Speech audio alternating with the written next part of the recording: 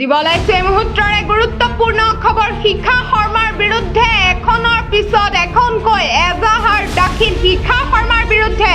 এজাহাৰ দাখিল কৰিবলৈ ওলাই আহে জুবিন ফেন ক্লাবে শিক্ষা শৰ্মাৰ বিৰুদ্ধে দাখিল কৰিলে গোচৰ দিছপুৰ থানাত উপস্থিত জুবিন ফেন ক্লাব শিক্ষা শৰ্মাৰ বিৰুদ্ধে দাখিল কৰিলে গোচৰ এই মুহূৰ্তৰ এক ডাঙৰ খবৰ জনাই আছে এনভি লাইভ চাই থকা প্ৰতিগৰাকী দৰ্শকক শিক্ষা শৰ্মাৰ বিৰুদ্ধে এখনৰ পিছত এখনকৈ দিয়া এজাহাৰ দাখিল কৰা হৈছে শিক্ষা শৰ্মাৰ বিৰুদ্ধে এবাৰ এজাহাৰ দাখিল কৰিবলৈ ওলাই আহিছে জুবিন ফেন ক্লাবে শিক্ষা শৰ্মাৰ বিৰুদ্ধে দাখিল কৰিছে গোচৰ দিছপুৰ থানাত উপস্থিত হৈছে জুবিন ফেন ক্লাব শিক্ষা শৰ্মাৰ বিৰুদ্ধে দাখিল কৰিছে এতিয়া গোচৰ ইতিমধ্যে গৰিমা শইকীয়া গাৰ্গে পাণবজাৰ ক্ৰাইম ব্ৰাঞ্চত দাখিল কৰিছে এজাহাৰ জুবিন গাৰ্গক লৈ বিতৰ্কিত মন্তব্য কৰিছিল শিক্ষা শৰ্মা আৰু শীঘ্ৰে আৰক্ষীৰ জেৰাৰ সন্মুখীন হ'ব শিক্ষা শৰ্মা জুবিন গাৰ্গৰ বিৰুদ্ধে অশালীন মন্তব্যৰ অভিযোগ তুলি দাখিল কৰিছে এজাহাৰ জুবিন গাৰ্গৰ মৃত্যুৰ পাছতো চৰিত্ৰ হনন কৰিছিল শিক্ষা শৰ্মা আৰু শিক্ষা শৰ্মাৰ বিৰুদ্ধে এতিয়া জুবিন গাৰ্গৰ পত্নী গৰিমা শইকীয়া গাৰ্গে এজাহাৰ দাখিল কৰাৰ পিছতে এবাৰ শিক্ষাৰ বিৰুদ্ধে জিলাই এজাহাৰ দাখিল কৰিব জুবিন ফেন ক্লাবে এই মুহূৰ্তৰ এক ডাঙৰ খবৰ জনাইছো শীঘ্ৰে গ্ৰেপ্তাৰ হ'ব পাৰে শিক্ষা শৰ্মা কিয়নো এতিয়া এখনৰ পিছত এখনকৈ এজাহাৰ দাখিল কৰিছে শিক্ষা শৰ্মাৰ বিৰুদ্ধে আচলতে সকলোৰে প্ৰাণৰ শিল্পী জুবিন গাৰ্গৰ মৃত্যুৰ পাছৰে পৰা শিক্ষা শৰ্মা বোলা মহিলাগৰাকীয়ে সামাজিক মাধ্যমৰ জৰিয়তে বিভিন্ন ধৰণৰ জুবিন গাৰ্গৰ ব্যক্তিগত জীৱনক লৈয়ে হওক বা বিভিন্ন ধৰণৰ তেখেতৰ ন্যায়িক প্ৰক্ৰিয়াৰ কথাই লৈ পেলাই হওক তেওঁ বিভিন্ন ধৰণৰ কটু মন্তব্য কৰি আছে আৰু আচলতে আজি 3 দিন নে 2 দিনৰ আগত এটা পোষ্টত তেওঁ পৰিয়ালকে সাঙুৰি বিভিন্ন ধৰণৰ বিষয়ত জুবিন গাৰ্গৰ দেউতাককো ধৰি তেওঁ বিভিন্ন ধৰণৰ কথা কৈছে আমি প্ৰথম অৱস্থাত যিহেতু আমি কথাখিনি আওকাণ কৰি আছিলোঁ যিহেতু সমগ্ৰ ৰাইজে বা সমগ্ৰ অসমে জুবিন গাৰ্গৰ ন্যায়ৰ কাৰণে সকলোৱে বাট চাই আছে বা ন্যায়ৰ কাৰণে ন্যায়িক যুঁজখনত যিমান পাৰি সহযোগ কৰি আছে তো সেইখিনি সময়তে তেওঁ গোটেই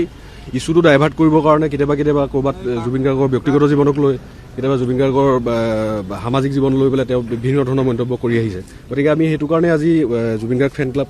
all Assam Zubeen Garg fan club আৰু Zubeen Garg fan club Kamrup metro' লগ হৈ আজি আমি ইয়াত FIR দাখিল কৰিছোঁ শিক্ষা শৰ্মাৰ বিৰুদ্ধে আচলতে কি আৰু আমি তেওঁ আচলতে যিখিনি সামাজিক মাধ্যমত যিখিনি তেওঁ তথ্য ৰাইজৰ মাজলৈ আগবঢ়াই দিছে কি ভিত্তিত তেওঁ আচলতে সেইখিনি আগবঢ়াইছে সেইখিনি কথা আমি জানিব বিচাৰিছোঁ সেইখিনি মানে বিচাৰি আমি আবেদন কৰিছোঁ আজি আৰু আপোনালোকৰ ফালৰ পৰা অন্য জেগাত দিয়া হৈছে যেনেকৈ আজি সমগ্ৰ অসমতে দিয়া হ'ব যিসমূহ এক্টিভ ফেন ক্লাব আছে অসমৰ বিভিন্ন জিলাত বা বিভিন্ন স্থানত তাৰপৰা চব জেগাৰ পৰা ফেন ক্লাবৰ দিয়া হ'ব প্ৰায় 20ৰ পৰা 25খন জিলাত এজাহাৰ দিয়া হ'ব আচলতে তেওঁ কি তথ্য ভিত্তিত এইখিনি কথা কৈ আছে সেইখিনি কথা আমি জানিব লাগিব আচলতে সেইটো কাৰণে আমি এজাহাৰ আজি দাখিল কৰিছোঁ সেইখিনি কথাই আমাক আচলতে লাগে আৰু তেওঁ আচলতে যিবিলাক কথা কৈ আছে তেওঁ ভাবিছে কি যে জুবিন গাৰ্গ নাইকিয়া হোৱাৰ পিছত জুবিন গাৰ্গ হৈ যুঁজিবৰ কাৰণে ইয়াত মানুহ নাইকিয়া অভাৱ হ'ব বুলি ভাবিছে কিন্তু সেইটো তেওঁ ভুল ভাবিছে যিহেতু জুবিন গাৰ্গে আমাক জুবিন গাৰ্গৰ নীতি আদৰ্শই কাম কৰিবলৈ শিকাই থৈ গৈছে জুবিন গাৰ্গৰ কাৰণে যুঁজ দিবলৈ তেওঁ সদায় আমাক সৈনিক বুলি কৈছিলে জুবিন গাৰ্গৰ কাৰণে যুঁজ দিবলৈ আমি সদায় আছোঁ জুবিন গাৰ্গৰ কাৰণে অন্য এটা কথা সুধোঁ সেইটোকে জুবিন গাৰ্গৰ প্ৰক্ৰিয়া চলি আছে কি ভাবে আপোনালোকে ন্যায় পাবনে এতিয়া সেইটোৱে ন্যায়িক প্ৰক্ৰিয়াটো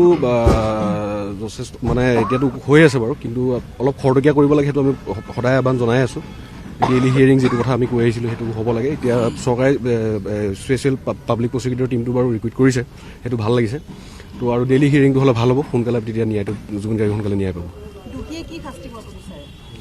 কঠোৰতকৈ কঠোৰতম শাস্তি হ'ব লাগে তো এতিয়া সেইটো ন্যায়ালয়ে ক'ব যি শাস্তি দিব লাগে তেওঁলোকে যিখিনি অপৰাধ কৰিছে তাৰ হিচাপত কঠোৰ শাস্তি হ'ব লাগে ছিংগাপুৰৰ লোকসকলৰ কথাও কৈ থকা হৈছে কালিৰ পৰহি দিনটোতো গৰিমা বাবুৱে সেইটো কথা কৈছে যে তেওঁলোকে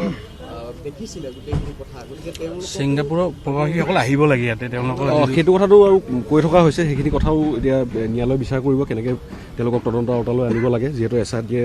চাৰ্জশ্বিট ছাবমিট কৰিছে তো সেইখিনিও হ'ব লাগে আচলতে আৰু যিহেতু গোটেইখিনি কথা প্ৰথম পোহৰলৈ আপুনি আনিছিল হয় কিবা এটা গাফিলতি হৈছে বা কিবা এটা অঘটন হৈছিল